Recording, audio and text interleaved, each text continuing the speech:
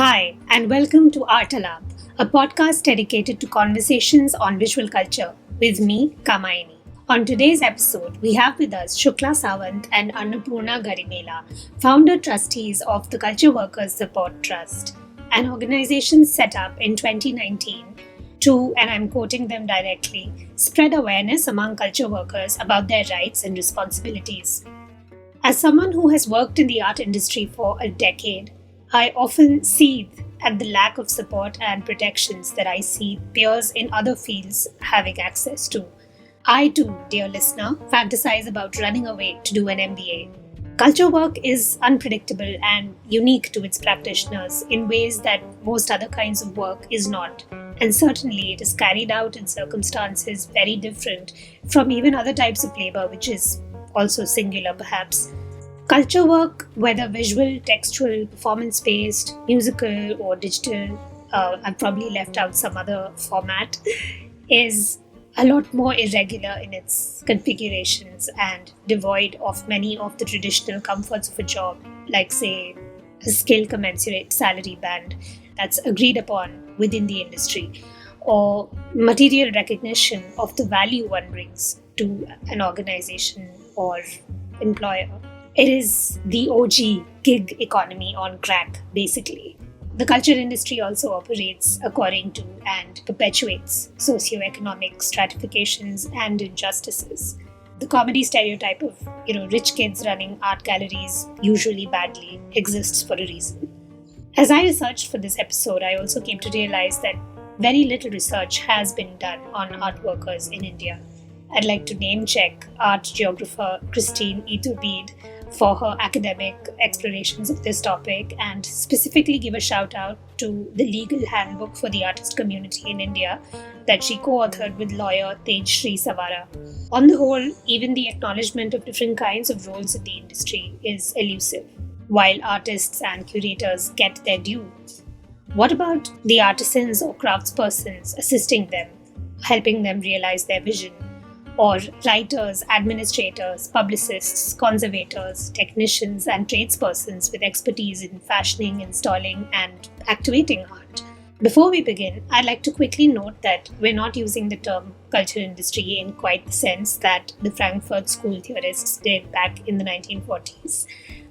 That original usage, as a critique of mass culture being an accessory of consumer capitalism, still holds theoretical potency, of course, and continues to make us aware of how wealth and profits govern culture making. However, on this episode of Art Lab, we use culture industry a bit more loosely to refer to the sphere of relations and infrastructures in which cultural labor occurs. Now let me introduce you to my guests, Shukla and Annapurna. Shukla Sawant is a visual artist and professor of visual studies, School of Arts and Aesthetics, Jawaharlal Nehru University, New Delhi, where she has taught since 2001. She taught me as well, actually. Prior to joining JNU, Shukla taught for 12 years at the Department of Fine Arts and Art Education, Jamia Millia Islamia, New Delhi. She has also lectured as visiting faculty at the Bhautaji Art Museum, Mumbai, and at the National Gallery of Modern Art, New Delhi. Shukla has 10 solo shows to her credit and has published various catalogue essays and contributed chapters in books on contemporary Indian art. She is a founding member of the Indian Printmakers Guild and was a working group member of Khoj International Artists Association between 1998 and 2005. She is a founding trustee of CWSD. Annapurna Garimela is an art historian and designer. Her research focuses on late medieval Indic architecture and the history and practices of vernacular, visual and built cultures in India after independence. She is one of the founder trustees of Culture Workers Support Trust, or CWST. She also heads Jackfruit Research and Design, Bangalore and Hyderabad, an organization with a specialized portfolio of design, research and curation. She is also managing trustee of Art, Resources and Teaching Trust, an organization dedicated to research, archiving and pedagogy in the visual and built arts. On today's episode of Art Lab, we discuss the modes and methods by which labor in India's vast culture sector can start to organize and collectivize how stakeholders across public and private sectors can come together for worker oriented solutions to entrenched problems, and how forms of workplace violence, including gender and caste based discrimination or harassment, such as that embodied by the Me Too movement in the art world, cannot be delinked from broader issues of labor rights, such as wage security and equitable contracts. We also discuss how, in the network capital dominated industries of the arts, legislative and juridical processes are necessary to enforce fair work conditions. Welcome to the show, Annapurna and Shukla. It's great to have you with us. Great to have you with us too. Hi. Thank you for having us.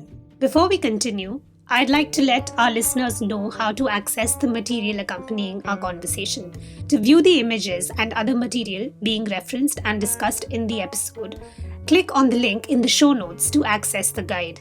You can also find the link to the guide for each episode in our Instagram captions and tweets. I'm really glad that this has worked out and that you've both been able to give us time, particularly during this terrible period.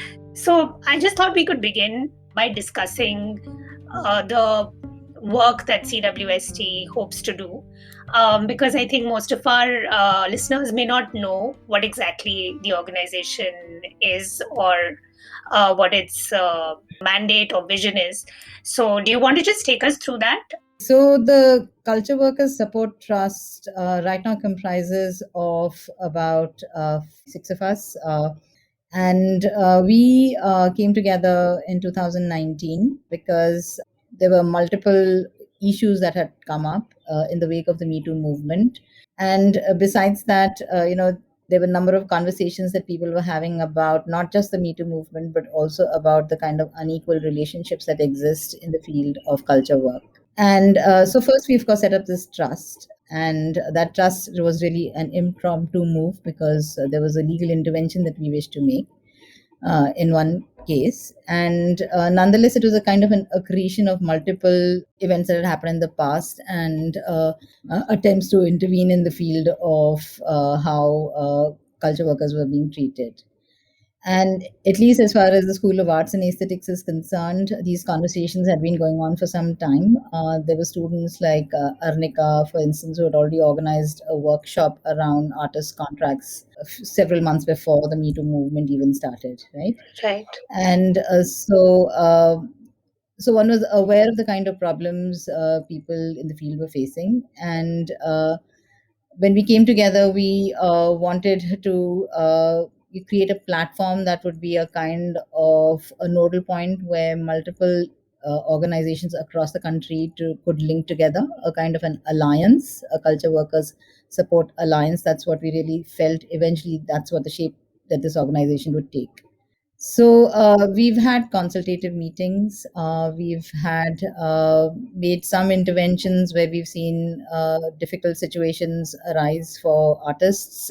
We've also, been trying to collect material on the different kinds of contracts that can shape relationships in the field of culture work.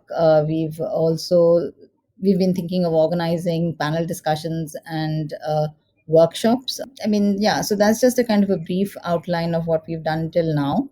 But the idea is to create some kind of an artist union along the lines of what the film world has done, like Cinta, which is also a kind of an umbrella organization that brings several different other unions together to create a more equitable space for people in this field. Mm-hmm. Mm-hmm. I think one thing that Shukla would also like to add is that our goal is to be pan-Indian across India. Mm-hmm. And right now we're just focused on the visual arts. Right. But eventually it would be really important to have a more integrated approach with other art forms and art practices. Mm-hmm. It's visual art because the people who are currently the trustees, that's Shukla Sawant is the settler. I am the managing trustee. Lokesh Khodke, Shefali Jain, Sindura D. Manjunath, and Vidyun Sabhani are also there. But we all come from the field of either making, curating, teaching, and researching and writing art, visual art or built art, architectural history, or these sort of things, craft. So this is our area of expertise, and also familiarity. Expertise is maybe sometimes a little exalted word, but I like the word familiarity because it's a little more humble. So this is our area of familiarity, and we know in many ways the nitty-gritties of what it means to work in this arena. Each form of culture work has its own complexities and possibilities and limitations. So to respect that, we would need to have other people here. Right. Also, I think the range of people who are the trustees.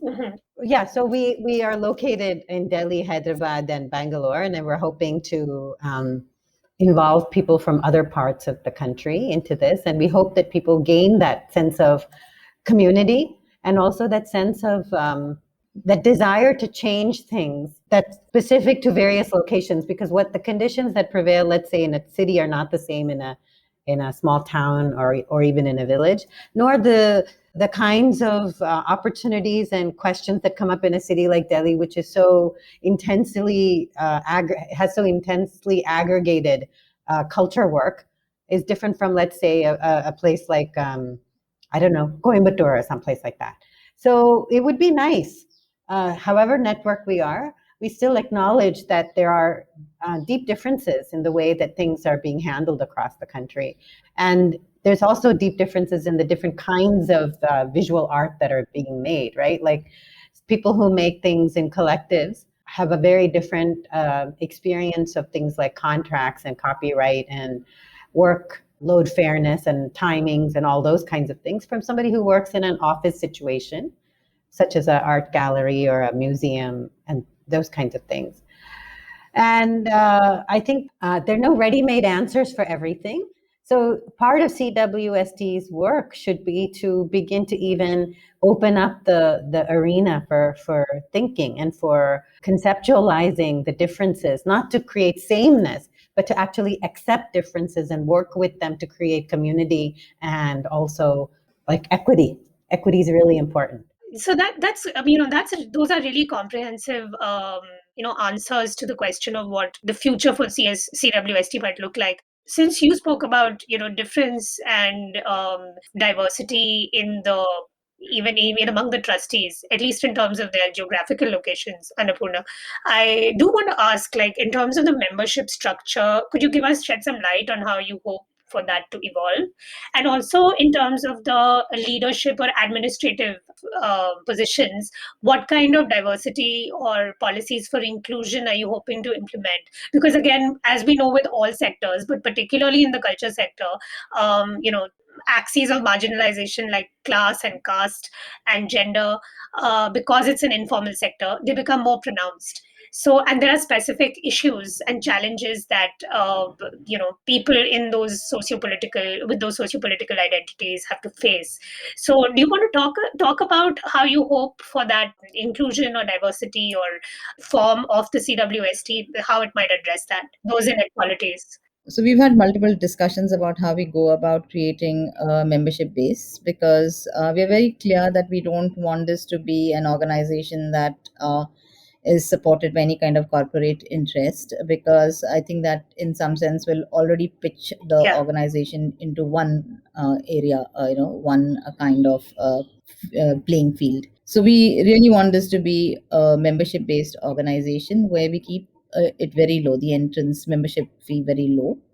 And of course, because there will be certain kinds of recurring expenses we'll incur, whether it's legal fees, whether it is just having a Zoom license to hold meetings and panel discussions and things like that. But I think we are very clear that this has to be a community organization where people feel a part of the organization in every sense, and that whoever runs this organization also this has to be on a rotation basis. We could also introduce perhaps a kind of an elected model, a representative platform. And these are things that we are thinking through right now. And we are only very clear about what we don't want to do, right? Yeah. So So, it's and will you have like reservations as part of the so structure? we are very clear about that as well, that we have to have representation from the entire spectrum of society, and there are certain constitutional provisions for reservations, right? And we feel that those have to be Yeah. implemented in not just spirit but also on the ground. They have to be implemented in the way the whole organization is structured. And right now, of course, we are collating material together. And I said the first, at the first instance, the trust was something that was that happened in a very spontaneous kind of a manner. People who were in one location, and we had to register the trust, and we were from diverse geographical locations and also across diverse social spectrums. I'd like to stress that. So this is really what we've been thinking through. We want, even in the consultative process, we've had many different people contribute to the conversation about how this organization should proceed.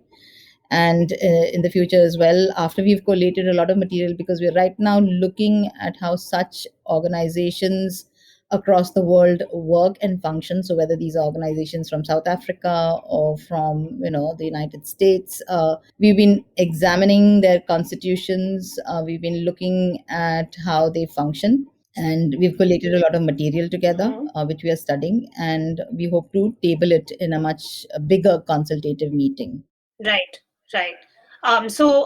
In terms of the, let's say, the constitution of the trust itself, of the organization itself, you're hoping to at some point make it public, right? And invite comments, I imagine, Absolutely. to make the process transparent as well.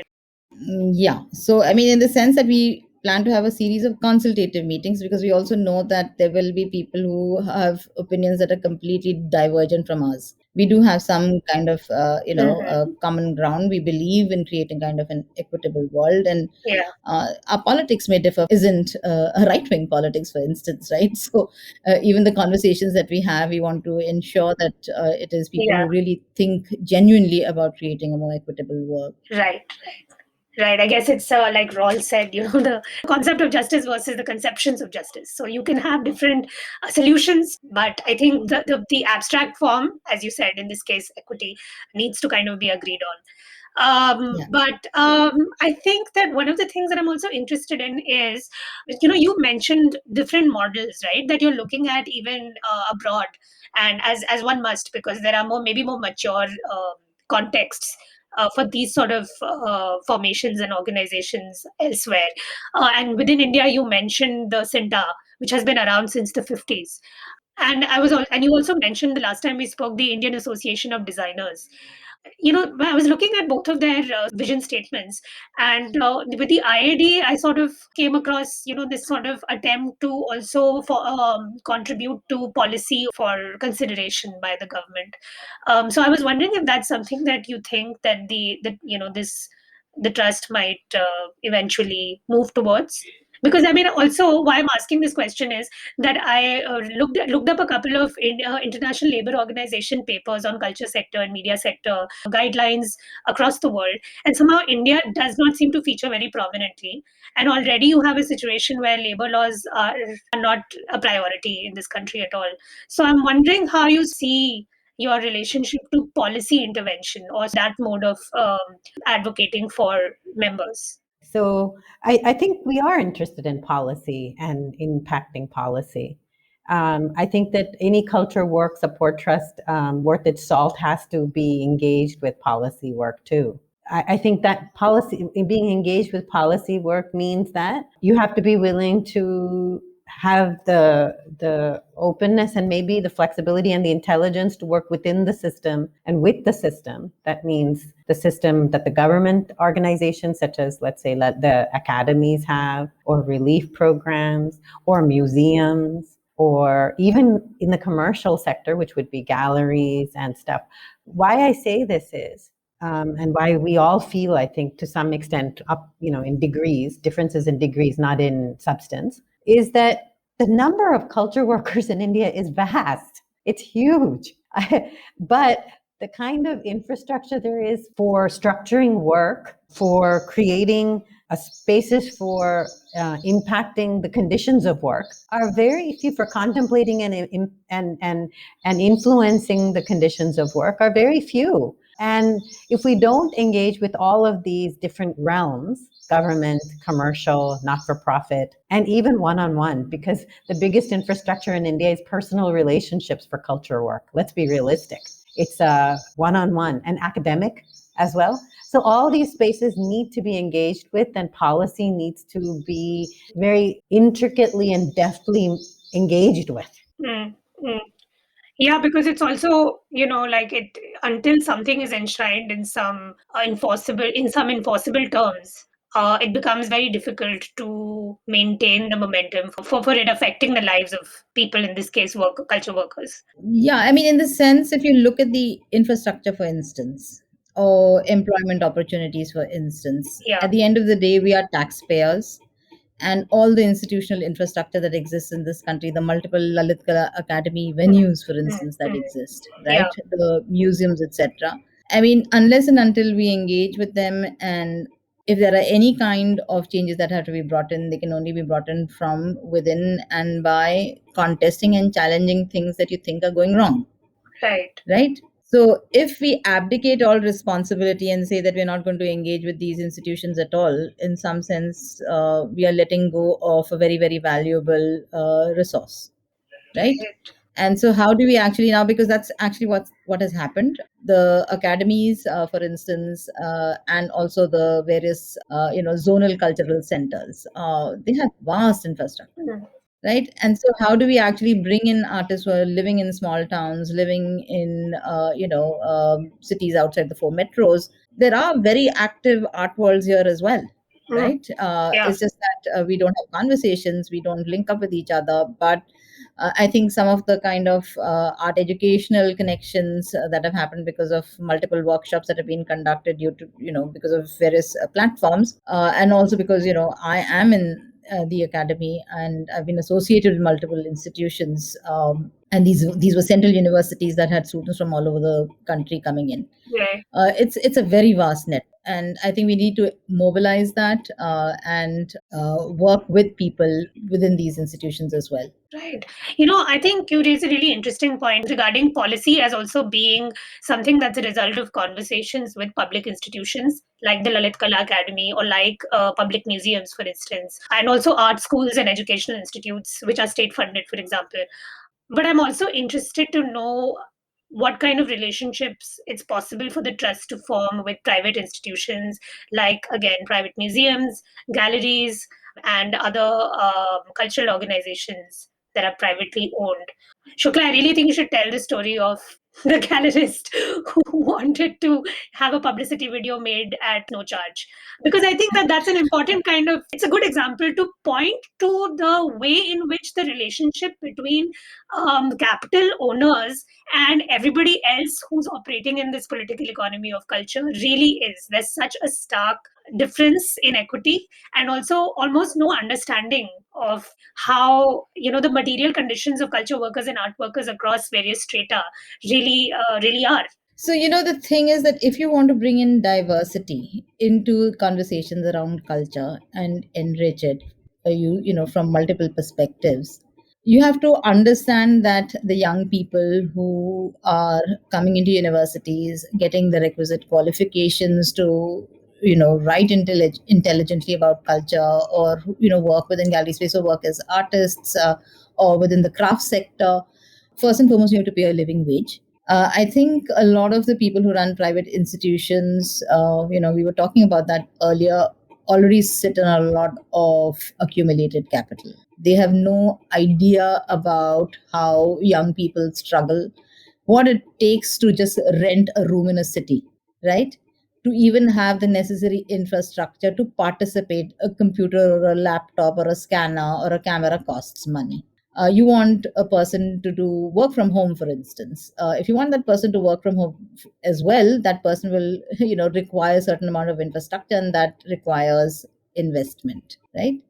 For example, you want a person to make a publicity film for your gallery, but you don't realize how much it costs to hire an edit suite, Yeah. right? And then you offer pittance to people who come from smaller towns to stay in the city and work for you as managers, gallery managers, or programmers, or whatever. But you have no idea how much your groceries per week cost, Yeah. right? It's like they're really out of touch. Completely out of touch. I mean, it's really shocking that people don't understand how difficult it is. And if you genuinely believe in creating an ecosystem and you want to invest in an ecosystem that brings in opinions and points of view from across the social spectrum, then you're going to have to support it, Yeah. right? And that's what is not happening, unfortunately. And I used to joke with my colleagues as well that most of us in fact have lived within 6 square kilometers of South Delhi. Most of the curators of a certain generation also lived within 6 square kilometers of each other in Yeah. Delhi, Yeah. right? So that in no way represents what this country is all about. Yeah. Yeah. So how do you actually make the space a more inclusive one? And if it's inclusive, it's going to be more interesting, Yeah, I mean, I also think it's right? like that George Carlin joke, right? It's one big club and we ain't in it. So I think like it's that logic. But I completely hear you, and I've struggled myself as a culture worker, as a writer whose craft is not valued by the market at all in India. And you really see the difference when you start contributing. At least I've seen the difference when I started contributing abroad. People can legitimately at least sustain a life just by writing. They can actually be freelance writers in in ecologies in the US and the UK, in Europe. Whereas in India, in South Asia, it's impossible. It doesn't matter how good you are because the market just doesn't value that labor.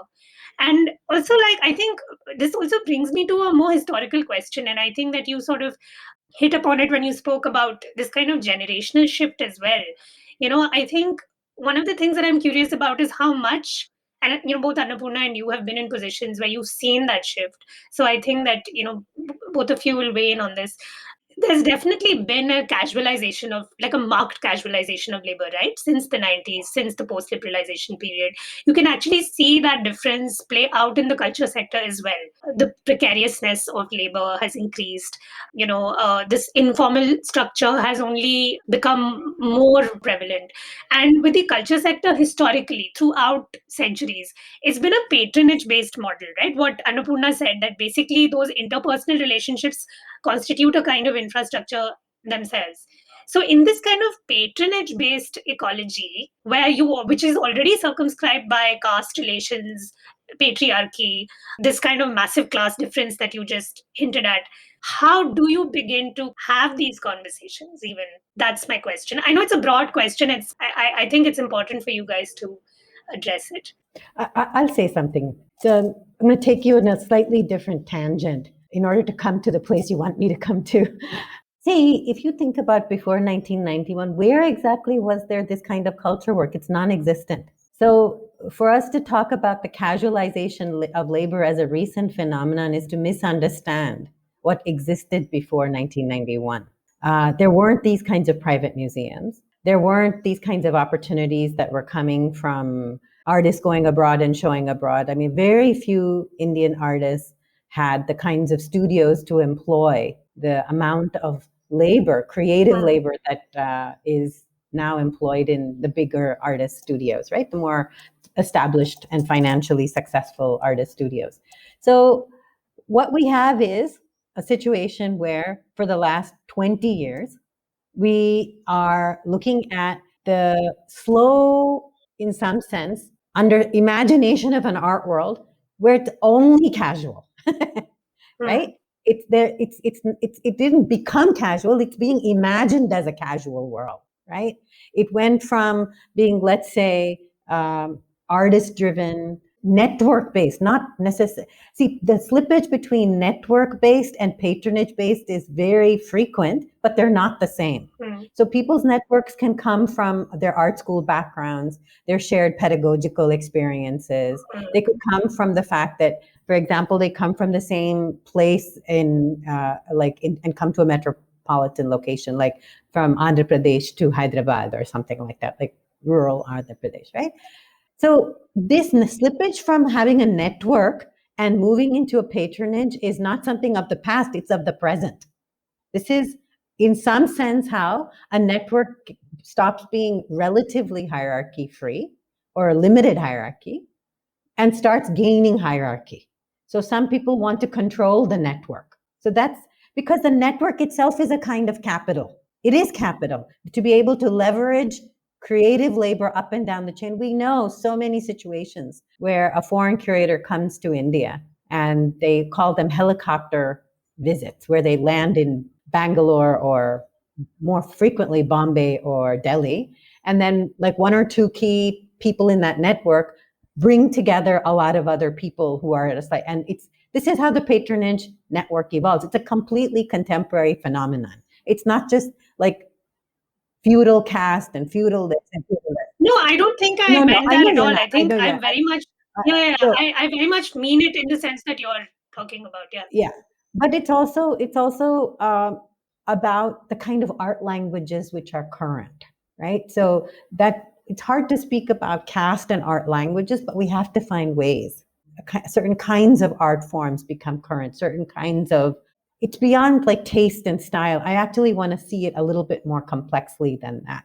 The second thing I wanted to say was that when somebody who has a lot of fiduciary capital, like monetary, hard cash, and property. So property is a big thing, right? Like if you want to show art, you want to showcase art, you want to store art, you got to have a big piece of land, or be able to afford a piece of land at the center of whatever you think is the center that you want to be at, right? So, but there's other kinds of capital. That is the capital that a person who knows how to make a good video has. Somebody who is able to put together a set of social relationships to make things happen. I think the problem in our world is that many of us, including me, I've gone through this experience, we don't value the capital we have. And when we begin to value it and we put it into a context where somebody who has hard cash, we don't know how to get them to understand this as a very serious resource. It's not just resource, it's capital that you have to learn to engage with in order for your capital to happen too, right? To have that kind of complex distribution of valuation. I think that's the word. So where would I learn this? I wasn't taught this at art school. I wasn't taught this at grad school. I learned it from suffering humiliating situations and being given some very beautiful opportunities as well, like some genuine care and respect, and also having the responsibility of caring and respecting for people who were younger to me or were in a different realm of the art world or doing other kinds of culture work. I'd like to stop there. I'm sure Kushukla will have lots to add. Yeah, so in the sense that, when you think of the amount of time that a person spends acquiring a certain set of skills. Today, you have university programs, and people do their MPhil PhDs. They spend about 10 or 12 odd years acquiring those skill sets. Now, if you take, for example, people in the sciences and think of how much a young graduate gets paid for doing entry level work, are our cultural institutions thinking of the humanities disciplines in the same way? Because we think they are extremely valuable. We think that culture work adds, the social sciences, the entire spectrum of social sciences has a lot to offer to society, right? And so, unless and until people who do have the capital learn to understand that this is very, very important work, I think we are not being able to position the kind of work that we do in the field.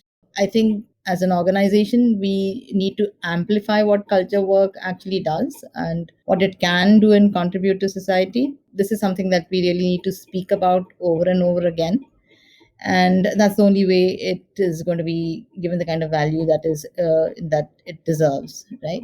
And we've seen that happen across the world. Think, for example, of the museum cultures in other parts of the world, right? Think, for example, I'm not talking about the Middle East, but say, for example, Singapore, that has built up a huge infrastructure of museums. Again, we're not talking about a phenomena that Kavita has recently spoken of that happened in China, which could well happen over here, which is that museums were really about grabbing real estate. Yeah. Right. And most of these are museums that are empty shells today. Right. So it isn't as if culture work is something that has to sit in some kind of a brick and mortar kind of a location. There are multiple different kinds of avenues through which you can now create interesting interventions. But we of course we need the support, right? We need the support to have these conversations, to think, for example, of just what the Khan Academy has done, right? And so here is one person who is who's passionate about mathematics and the arts at the same time, and he is able to then build something on and scale up something like simple video lessons that he was doing, and you have support given to him by a corporate entity, and all the knowledge that's been produced has now been made accessible free across the world, right? So can we think of people contributing to creating those kind of platforms, and will they pay scholars well enough for them to have, to be able to make that kind of a contribution? So the Culture Workers Support Trust does want to, amplify these voices, and also, as far as creating equity in the field is concerned, I think even museums and private organizations, etc., need to know that they need to have a good, productive, and intelligent workforce. They need to also increase their support and give them the support that's due for their skill sets, right? So, I mean, when you talk about, Annapurna is right that the art world has changed a lot in the last 2 decades. When we were young, there was nothing but the Lalit Kala Academy, and nonetheless, you had galleries that you could hire, and we visibilized ourselves by, doing exhibitions. We would travel with our artworks in trains to different parts of the country, to our neighboring countries, Bangladesh, Nepal, etc. And then, of course, setting up Khoj initially was something that engaged me for 7 years. And then, of course, creating infrastructure in universities, right? The School of Arts and Aesthetics is also something that one got an opportunity to shape from the beginning. But with the kind of increasing, gig economy, that has created its own set of issues, because people don't have stable work.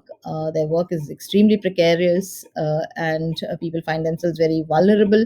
And sometimes I feel that because of this, people also hold back, right? Because the people who own the capital, in some sense, aren't willing to let go of what they've already put together. For example, suppose a young person wishes to write or do an exhibition that's critical of a collection that a person may possess. Will such a museum allow it in the first place?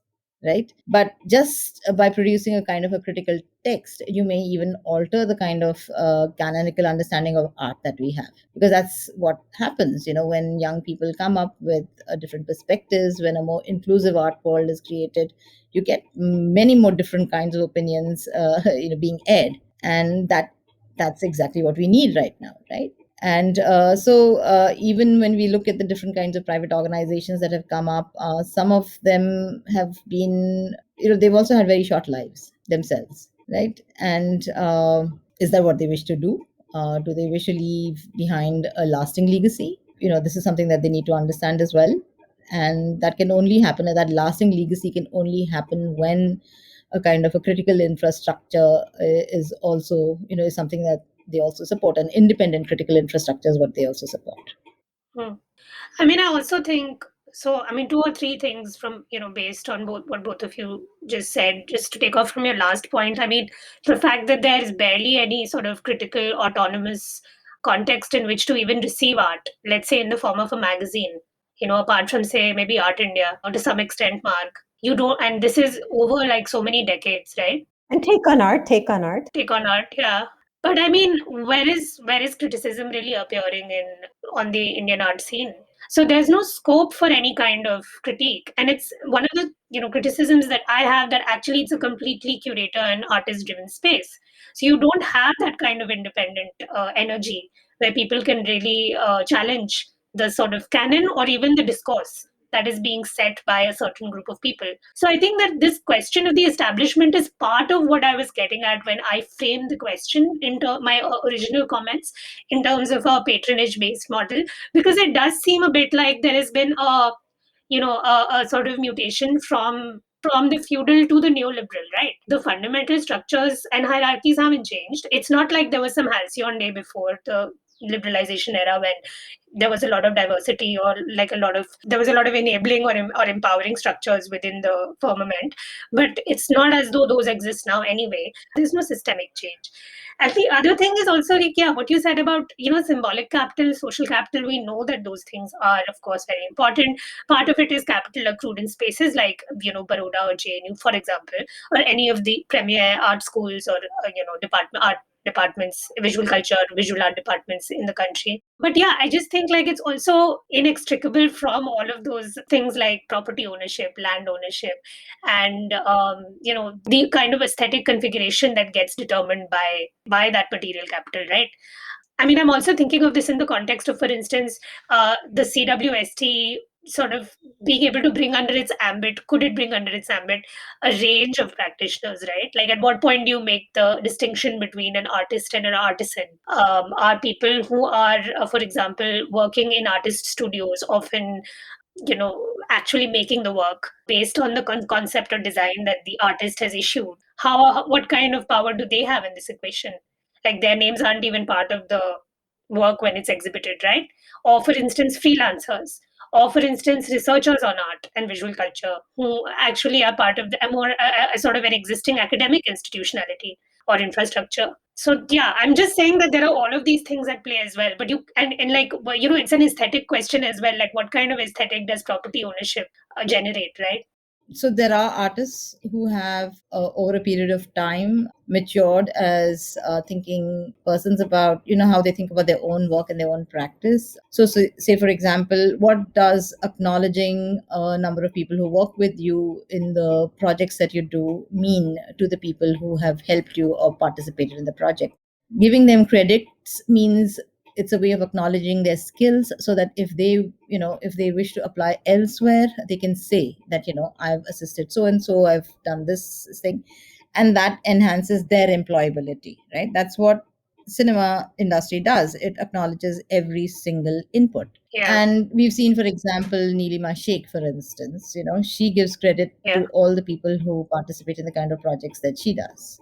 And it's by highlighting these kind of practices that we can open up conversations and also make people, maybe make them aware that this would be the fair thing to do, mm, right? I mean, in the sense that that's also one of the reasons why we're looking at Asinta as one of the organizations from which we can draw upon. But besides that, I think it's also important to understand that there are multiple arts organizations and collectives in places, for instance, in the Northeast. We know that, for example, there's a collective called the Bluebird Collective, which a number of young artists from the Northeast have recently initiated, right? There are also, there's this organization that we came across quite recently, which is not a formally registered organization, called Art Inside. This is a kind of a self-help group that came together some years ago, a couple of years ago, and were active during the pandemic in trying to just mobilize artists to come together. And there are multiple such organizations that are working outside the museum infrastructure, outside, any kind of. So most of the support comes from community leadership, solidarity economy. Somebody may have a house, somebody may have some equipment. mm, Most of it is, put together just for that project. So there are many hundreds of such things happening, right? But we're also talking about people who need to earn a livelihood, right? So there is yeah, this kind of an art ecosystem, but what about livelihoods, right? So this is something that we need to understand, that there are also people who graduate from art schools and work as modelers, work as assistants in studios, set up their own independent photography practice, or a lot of sculptors, for instance, have gone into all kinds of very diverse practices, right? And they're not necessarily operating within the network of the gallery space, right? right, right. So I mean, this is something. So what kind of support systems can we create? It could be simple things like health insurance. Mm. I was going to ask about that because I think that was mentioned in one of the workshops that Arnika Ardag did. I think health insurance was brought up as a. Yeah, so much of the work that people do in this field is simply dangerous for your health, Yeah. right? Yeah. So do we create some kind of how do we even, because these are things that people don't discuss. Yeah, yeah. I was actually looking at Cinta, and Cinta has like these guidelines wherein there's an amount of money that the union gives to people who've lost a family member to, work, film work, or, money that might be given in the case of injury by the association. I mean, if you look at the mandate of the Lalit Kala Academy, they were supposed to do this, but now there doesn't seem to be any transparency or accountability, Yeah, right? So yeah. we need to Push for that. And I push was for thinking that. of like how in the States recently there was this whole movement, within the museum space where museum workers were sharing there's these spreadsheets, which contained information about salaries that they were all getting. So it became a big thing in the United States and a big moment in their, kind of attempts to unionize as culture workers, or attempts to deploy transparency. Like, it's so true. Like, in the Indian art world, you don't know what anyone is getting. I've had so many conversations with, with peers of mine who work in administrative jobs in the gallery space or museum space, and nobody knows what the other person is getting. Everybody's skimping and saving, and it's a very strange kind of situation where there's no industry standard. So for instance, this asymmetry of information also creates a situation, and it does also, by the way, in the media industry, where people don't know how to bargain, people don't know how to negotiate because they don't know. It's very, the lack of transparency is very disempowering. Very, very. Study after study has shown that the more transparency there is about such issues like salary and income and benefits and emolument, Yeah. there's a much healthier work environment, Yeah. and people stay longer at the positions, right? So yeah, I think that's very important. So sort of taking off from that, in the middle class imagination, in the site of violence at the workplace is often limited to the abuse of power in sexual terms. And I think that, for instance, a lot of conversations about, in the culture sector and elsewhere, about workplace conditions started happening in the wake of Me Too across the world, really, but definitely in India. As we know, the problem of sexual harassment at the workplace is not independent of larger systemic questions of rights and protections, due labor, which we've been talking about. For example, against wage discrimination or along other axes, like caste. For instance, nobody's talking about the implementation of the Prevention of Atrocities Act, for example, in the workplace. It's almost like it's decoupled from the Vishakha guidelines or discussions about sexual harassment. So as though these things exist in silos. So, I was thinking about like how do you think of things like the ICC, for example, in this context? And like the fact that, for example, galleries on paper don't even have the requisite number of people to implement the Vishakha guidelines, like they can sort of get away with it.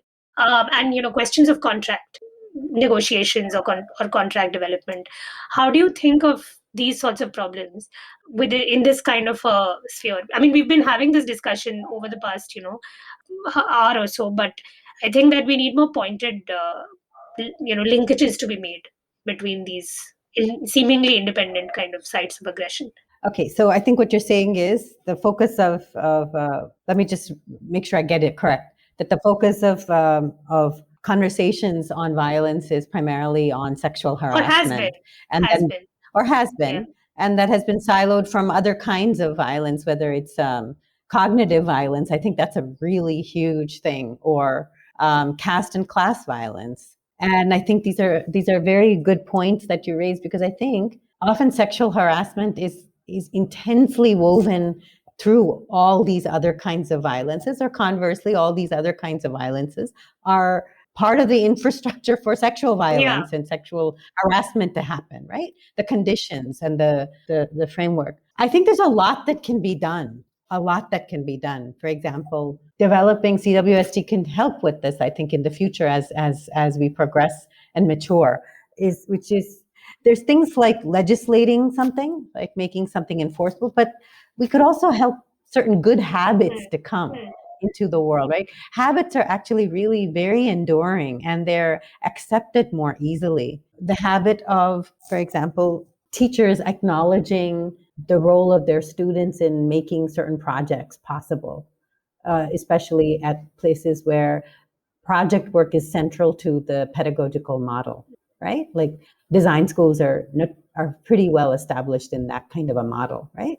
So there is no, in the sciences, of course, there's a lot of work that's being done right now. A very beautiful essay in EPW from the students of sociology at University of Hyderabad have written about the complexities of mentoring and getting acknowledgement for their research work, right? Mm-hmm.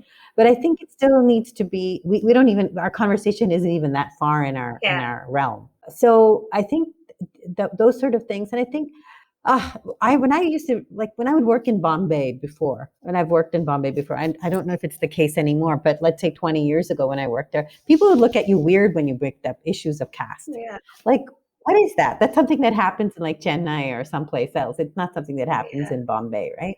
But over time, this has begun to become a conversation, and largely to the credit of people who've participated in the Dalit movement, or even Dalit artists and curators putting together things like what happens when somebody from the Chamar community decides to practice art or make an organization or whatever, right? So these are really important questions, and I don't think we can avoid them as an organization. I think we have to make those linkages, and that's part of the work that CWSD has to do. Yeah. It really has to do that. Yeah, I mean, it's a question of institutional mechanisms and accountability, right? Once again, to come back to that word.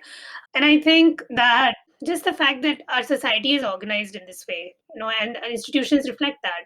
So it's also, when we talk about, not like this was one of my problems with some of the sort of aftermath of the Me Too movement, which in so many ways is embedded to neoliberal and capitalist frameworks, right?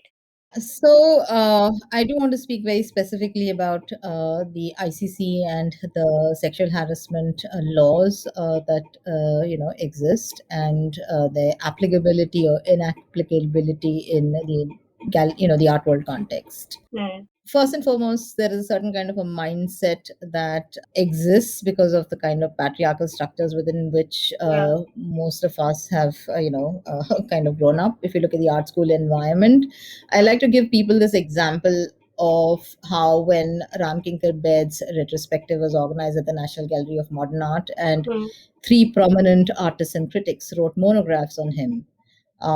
Johnny M.L., K.G. Subramanian, and A. Ramachandran. All of them, on the book cover, foregrounded the artist-model relationship, in which the female model was, for me, it was really interesting to see this. I said, so it tells you immediately about the kind of, gender hierarchies that exist in the art world, right? So unless and until we keep these conversations alive about how the art world has been constructed, how artworks themselves have been informed through patriarchy, nothing's going to change.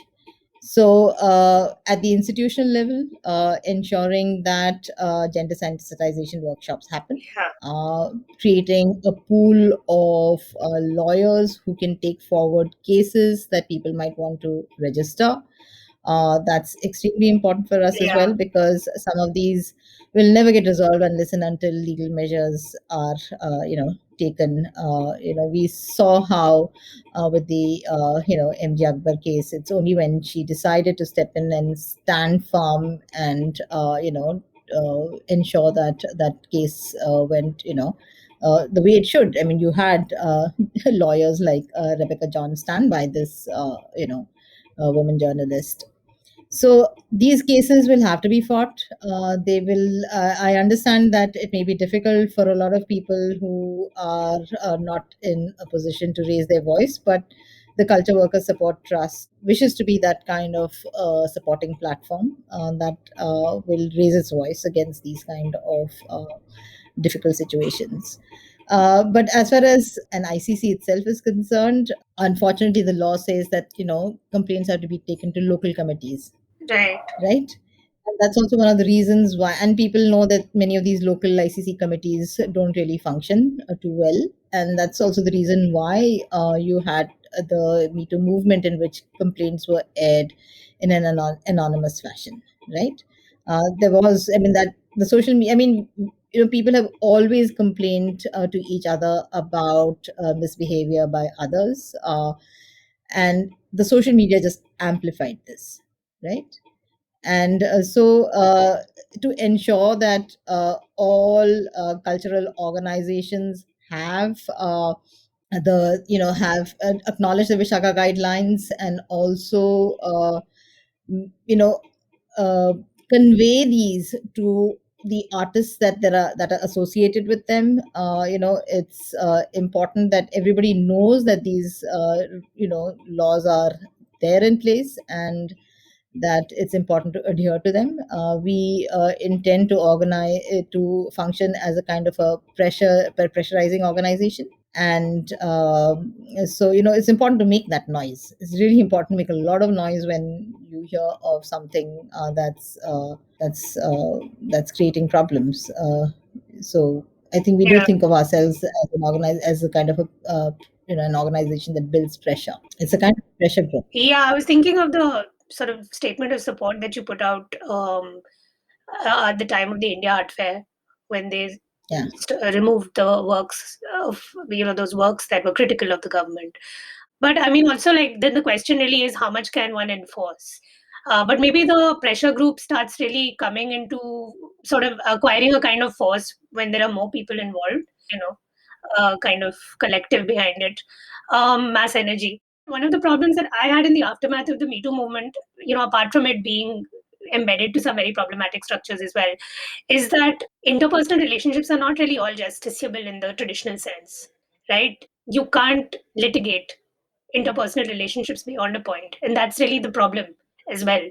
And that gap is where so many people get away with abusing their power, because you can't frame all interactions in the language of the law, and nor should you be able to in an ideal world, right? A lot of these are very violent sort of ethical transgressions, but they're completely legal. So that kind of difference between the ethical and the legal is, I think, really important to note as well as we go forward, in terms of in both developing better relational hygiene, if you like, or jurisprudence even.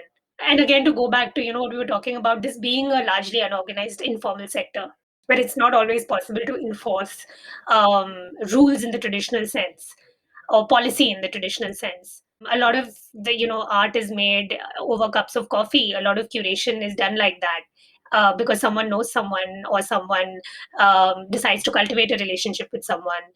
And And I think fundamentally, somewhere there's also this sense of that there's a sense that the fundamental condition for being a modern artist is to be beyond rules. I mean, this is maybe going a little bit beyond the scope of what you're saying, but I think part of the response to a highly stratified, hierarchical, tacitly rule-bound social sphere that we live in is to constantly rebel or dismiss the idea that there's things like ethics in personal yeah, that relationships is or kind of the problem, right? Like, basically the The issue is interpersonal. consent. Yeah, It's and the issue more is than really that, about like, consent. consent is it's the more than that. minimum. Like, consent is Minimum. sort of the one necessary condition, but it's insufficient.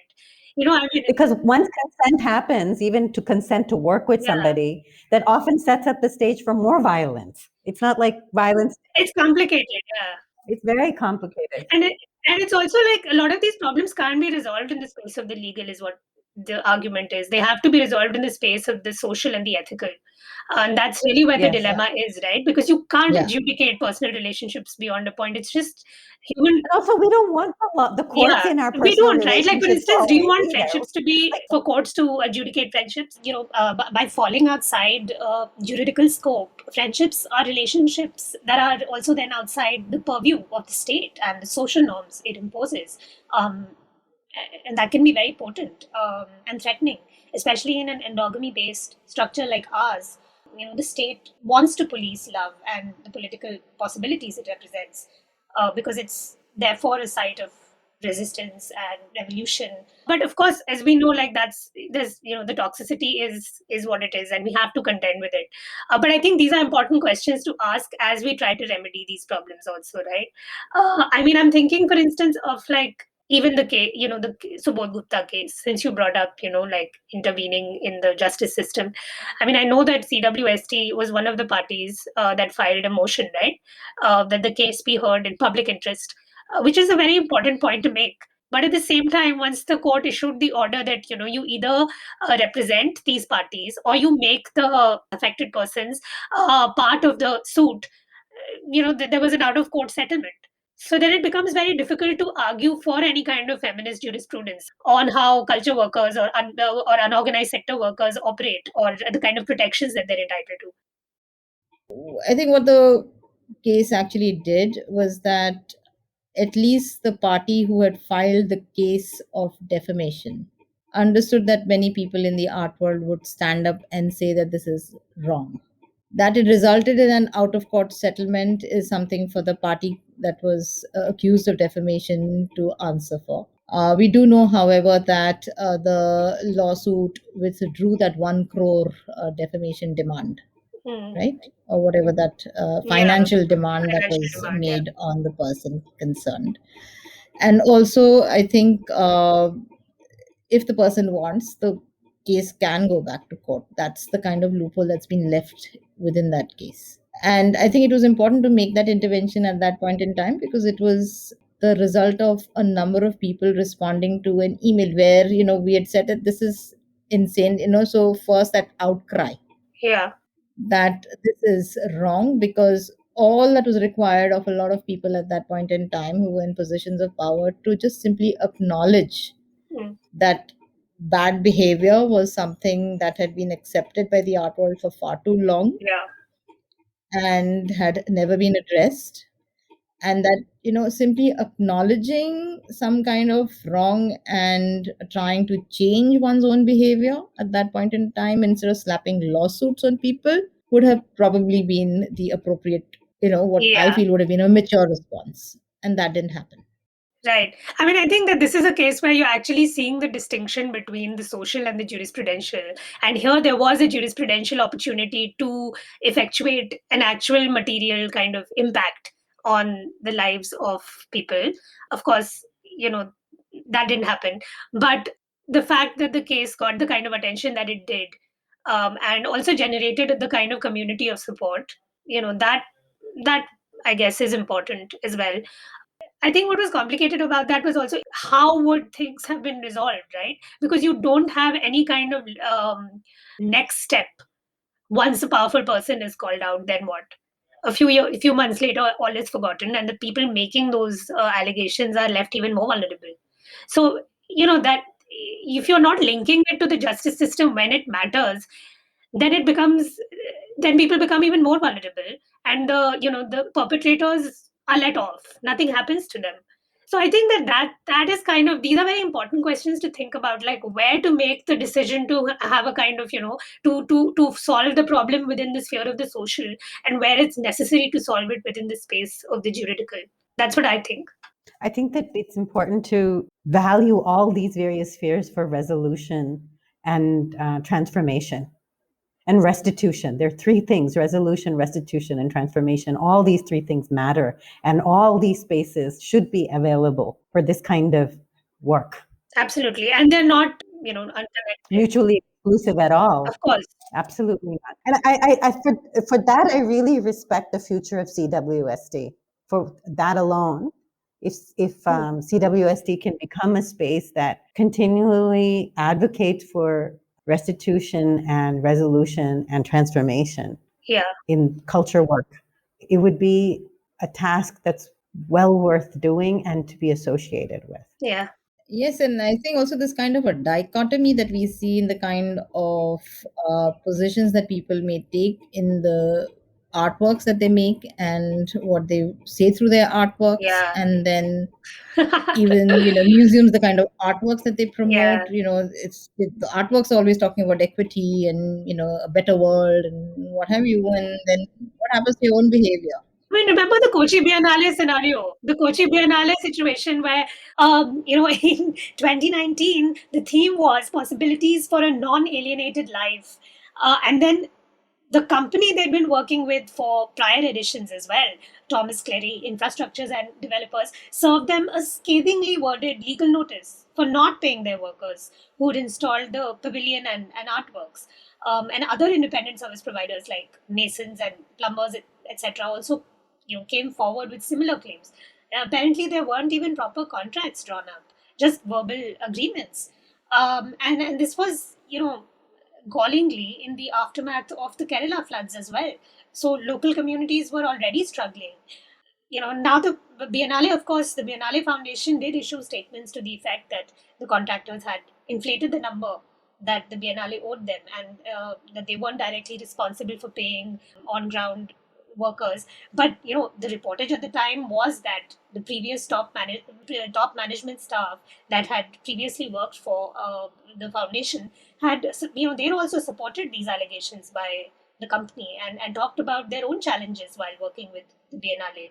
And articles at the time asserted that labor indeed hadn't been paid, and that's really contradictory when one considers the optics of the Biennale and its thematic commitments and the public positions that it took. So that's why the insurrection that took place, when the guerrilla girls were making their intervention, I thought was a phenomenal moment, because everybody in that space stood up and showed solidarity with the Me Too movement. And that happened in the heart of the Kochi Biennale. I think was really important. And in some sense, all the conversations that happened subsequently as well. Yeah, I think it's just that it's important to, create that kind of a platform where we engage in self-critical kind Yeah. of engagement and look for transformation. Yeah. Yeah. I mean, as I said, for me, I was just a bit disappointed that, like you have a situation where, yes, people, this is my critique of, or like a lot of people's critique of the Me Too movement, right? Like it's easy to stand, in some sense, it's easier to stand for solidarity with upper caste, upper class women, middle class women who, have been traumatized, of course, there's no question. But it's also like it's happening at the site where there's a massive labor violation happening. How is nobody linking the two and like having this conversation? Like it's egregious and truly shameful. So I mean that I would like to say that as somebody who was involved with the Students Biennale in Kochi, every single point that you raised has been put down in writing and given to them by me. I'm very glad. No, Not it's just so about, important. but the entire spectrum of Yeah. issues that you've raised. Right. No, I'm sure, and I'm really glad that this organization has sort of emerged in the wake of all of those discussions as well. I think that's a moment of hope. I'd like to us to maybe conclude with, which is to say that I finished my PhD in 2002, and have been working professionally as an art historian since 2001 in India. I really feel like the amount of conversations, and relatively frank, that the younger people have started, I'm really, really respectful of that. I mean, there's some serious aggregation of courage happening. And I really That's a love that. nice I mean, I phrase. have a lot. Yeah, I think it's really beautiful. I mean, I used to feel a little bit like crazy. Like, doesn't anybody else see this shit? And I'm like, And also, I think you also have to remember that there are a lot of really interesting organizations like the Round Table, Dalit Mm. Camera, etc., that Yeah. have come up. And these are platforms that have been created to voice Yeah. from a certain location, right? Yeah. And they're doing powerful work. Yeah, yeah, you're right.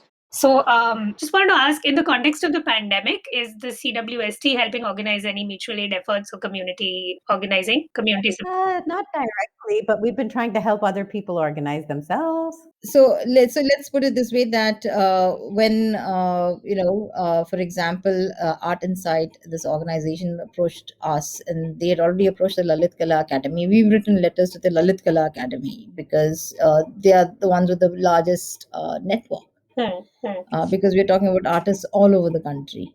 Yeah. For example, when it came to ration distribution, we thought that that would be the ideal location, nodal point for dispersal of say simple things like ration. People didn't have ration, people didn't have money to pay rent, Yeah. Yeah. And again, that situation is going to be really bad now that we are seeing lockdowns across the country again. Yeah. So so fundraising. I mean, we've had certain technical issues because of which we have not been able to, start. We don't want to be a kind of a fundraising organization because that is not what we are thinking ourselves to be. Right. Got it. Also, there are some other organizations who are focusing on the fundraising in the art and the culture work realm. Yeah. I think there's some benefit to just making sure that the flow of pressure is directed at appropriate targets. Yeah. Fair enough. All right. Sounds like some hydraulic activism.